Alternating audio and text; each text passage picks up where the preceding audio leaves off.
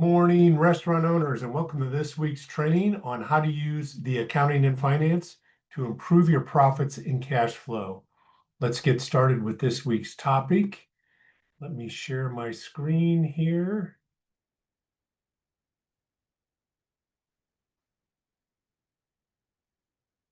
And I want to make sure I got the right screen, and I do. Let's get started.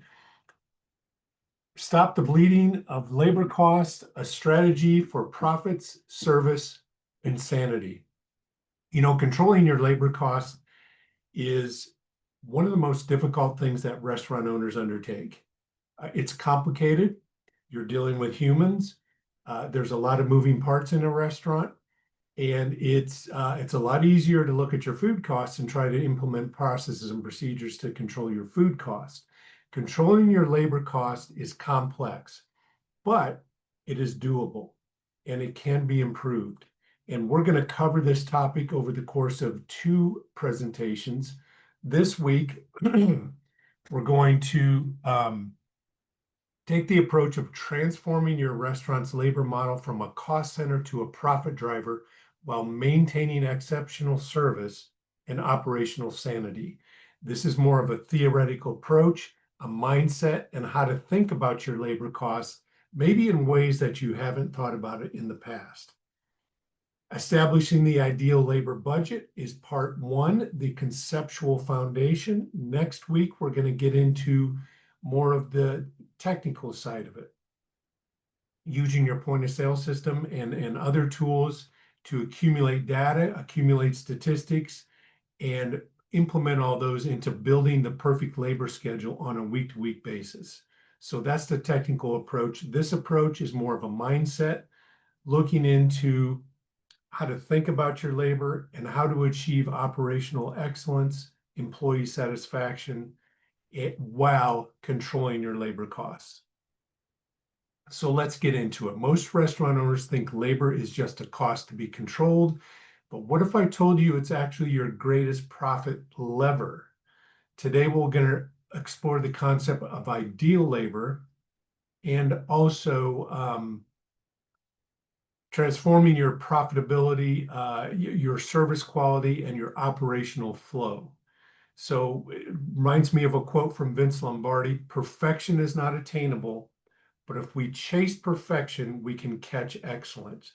The perfect ideal labor budget is not attainable, but if we chase that and implement things to control labor and have the perfect schedule that meets all 3 of the criteria that our labor process achieves, or we want to achieve with our labor process, we can catch excellence. So rethinking labor. Ideal is not cheapest. It's not about cutting hours to the bone. It's about extracting the most value from every labor hour you schedule and pay for. So think about that. It's not about cutting hours. It's about extracting the most value. We're going to look at tools to do that. It's beyond price increases. If your current labor model can't fit the profit goals, raising prices is only one option. Focus first on increasing productivity within your existing model. These are things we're going to get into over the next 15 minutes. The true definition is the fewest hours that can produce the best guest experience consistently while maintaining staff satisfaction and operational efficiency. Those are the 3 pillars we're looking for: guest experience consistency and excellence, staff satisfaction, and operational efficiency, driving profit to the bottom line. So fix your sanity. A broken labor system drains profits and creates stress. A strategic approach restores both financial health and operational peace of mind. The real goal of an ideal labor budget is maximize productivity, eliminate waste while optimizing output and quality, meet key criteria. It must be achievable, realistic, and profitable, and prioritize quality. Fast service means nothing if it's incorrect or disappointing. So an effective labor budget isn't just about saving money, it's a strategic allocation of your most valuable resources. So let's get into that. It's a balancing act between guest experience. These are the three pillars that it needs to stand on: guest experience, employee satisfaction, and a profit outcome. So on the guest experience side, you want to have appropriate wait times, attentive service, and consistent food quality. That same food quality over and over every time your repeat customers come in, and the same attentive service and appropriate wait times. Employees experience staff satisfaction drives retention and performance. So manageable shifts, clear expectations for your team, and proper training. Do you have the training tools in place to bring your staff up to speed so that you can achieve those maximum productivity? Profit outcomes. Financial health ensures sustainability, and growth requires disciplined labor management, controlled labor costs, optimized scheduling, and productivity metrics. Those metrics and scheduling and the details on how to achieve the perfect schedule or the sought after perfect schedule. And while seeking that perfect schedule, we're going to achieve excellence. Every labor decision must balance these three critical factors. Sacrificing any one area creates unsustainable operations. So guest experience, employee staff satisfaction, and a profitable outcome. Recognizing and eliminating labor and waste. These top three have to do with managing your workforce, and the bottom three have to do with bottom four. Top four have to do with managing workforce. The bottom four have to do with managing your operations. So at the top, defects. So recognizing and eliminating defects, refires, and mistakes that require additional labor. To correct each error doubles the labor cost of that item. Number two, overproduction. Making too much food just in case leads to waste. It's kind of a simple concept, but it happens all the time in restaurants. Waiting, idle time in the kitchen or front of house when staff aren't actively producing value. Managing those staff levels, which we're going to get into some tools this week and next week on managing those staff levels so that there isn't idle time. Number four is non-utilized talent. We're going to show you some tools today on how to manage that. High-paid chefs doing low-skilled tasks that could be delegated to less expensive staff. Now, controlling your systems, transportation, that has, number one, transportation has more to do with when you have multiple locations, unnecessary movement of product or staff, and also poor kitchen layouts or procedures. Inventory, managing your ideal inventory levels, your par levels, so that there aren't emergency store runs. Improper ordering creates wasted labor hours and disruption. Now, managing your inventory, we've covered in the past in other weeks training, and we'll cover again in the future. Managing your inventory and controlling food costs and striving for those ideal inventory levels. That actually requires taking inventory, which we've talked about many times. Number three, motion, inefficient station setups causing extra steps that compound over time into significant labor waste. Proper kitchen layout, proper floor layout on the front of house, eliminate steps and manage unnecessary movement amongst your team. Extra processing, making items from scratch that don't improve quality or justify the additional labor investment. Many restaurants pride themselves on house-made items, homemade items, but is there really a significant difference on some of those things like salad dressing when it's house-made versus bought from one of your key vendors? The four core labor categories: setup. Organization is key. Well-stocked, clean stations save minutes every shift that accumulate into significant savings over time. This is where we get into focused observation, and it requires you, the owner, to observe all these different key labor categories and observe the processes within your restaurant so that you do have an organized setup and every station is well stocked, clean, and ready to go for the next shift. Prep, control cost by benchmarking tasks, automating where possible, and ensuring the right person handles each task at the appropriate wage level. Let's pull over a demo here. This is one of the tools that we help our customers, our clients implement, and it's just a prep labor cost calculator. So take something like honey mustard dressing. You prep it in-house.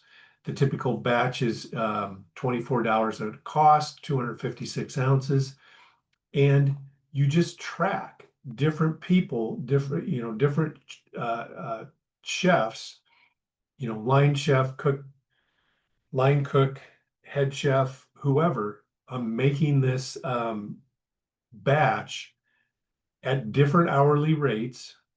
Olivia, Tommy, Olivia, Laura's at $12 an hour. Maybe one of your more higher paid kitchen workers, and how long it takes them and what is the labor cost.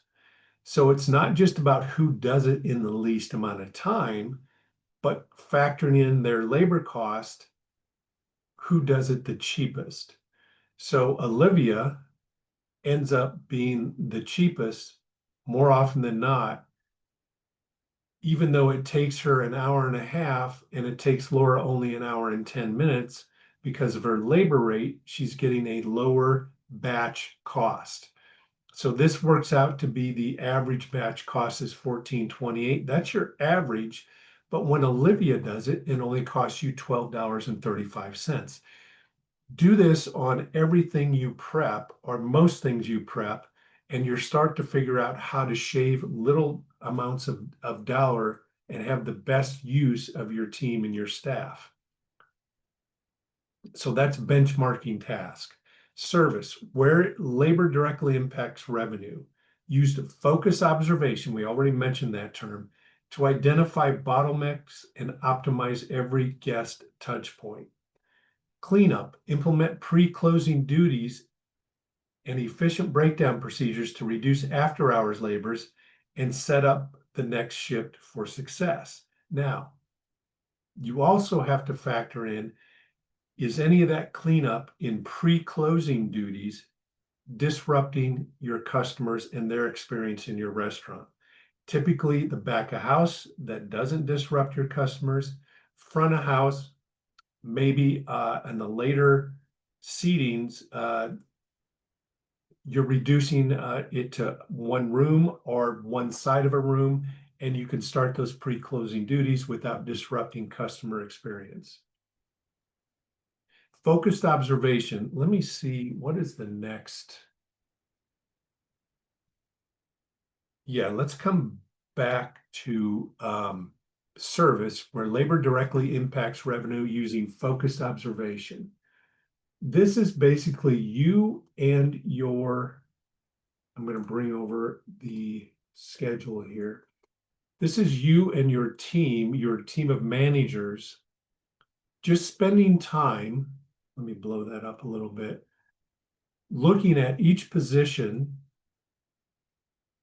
and the number of customers and how many of that position does it take to effectively service that number of customers. So obviously at different times of your lunch and your dinner, breakfast, you have higher customer accounts.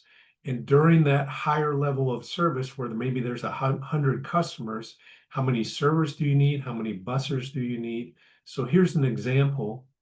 And you just kind of go down the line and over the course of a month, observe, where do we have idle time and where do we have bottlenecks where maybe we don't have enough servers or enough bussers, or maybe we need two hosts when we're really busy. And in the back of the house, do we have enough cooks for those peak hours?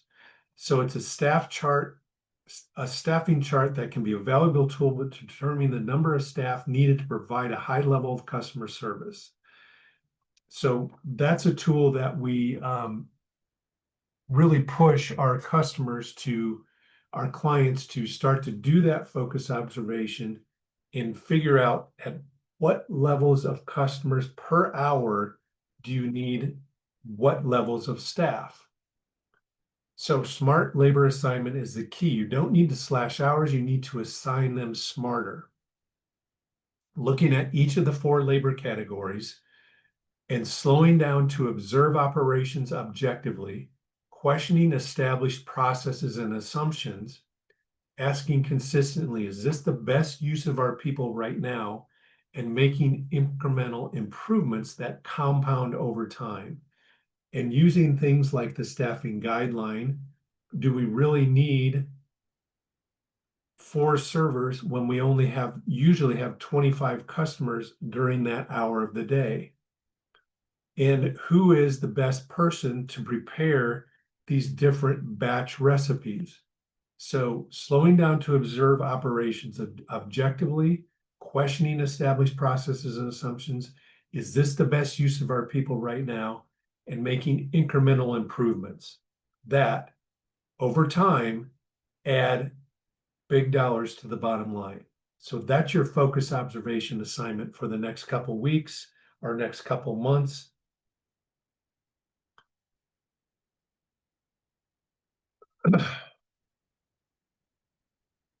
So building culture of observation, working with your managers, your back house managers and your front of house managers.